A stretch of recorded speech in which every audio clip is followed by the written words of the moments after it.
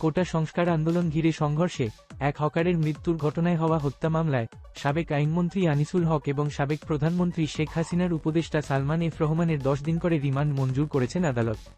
ঢাকা মহানগর গোয়েন্দা পুলিশের আবেদনের পরিপ্রেক্ষিতে শুনানি নিয়ে ঢাকার চিফ মেট্রোপলিটন ম্যাজিস্ট্রেট আদালত আজ বুধবার সন্ধ্যার পর তাদের এই রিমান্ড মঞ্জুর করেন। সাবেক আইনমন্ত্রী আনিসুল হক এবং সাবেক প্রধানমন্ত্রী শেখ হাসিনার বেসরকারি শিল্প ও বিনিয়োগ বিষয়ক উপদেষ্টা সালমান এফ রহমানকে কড়া নিরাপত্তায় আজ সন্ধ্যা 6:30টায় আদালতে হাজির করা হয়।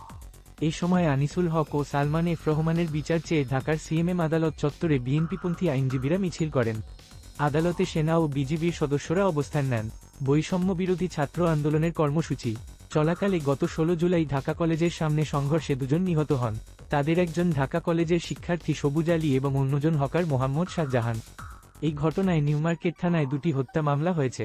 এর মধ্যে শাহজাহান হত্যার ঘটনায় ইন্ধনদাতা হিসেবে আনিসুল হক ও সালমান এফ রহমানকে গ্রেপ্তার করা হয়। গতকাল মঙ্গলবার তাদের গ্রেপ্তারের তথ্য জানায় ঢাকা মহানগর পুলিশ। ছাত্র জনতার আন্দোলনের মুখে শেখ হাসিনা 5 আগস্ট প্রধানমন্ত্রীর পদ থেকে পদত্যাগ করে দেশ ছাড়ার পর তার মন্ত্রিসভার সদস্য ও আওয়ামী লীগের নেতারা আত্মগোপনে রয়েছেন। কেউ কেউ দেশ ছেড়েছেন বলে খবর এসেছে। এর মধ্যে আনিসুল হক ও সালমান এফ রহমানকে গ্রেপ্তারের কথা জানায় পুলিশ। পরে তাদের ডিবি হেফাজতে নেওয়া হয়।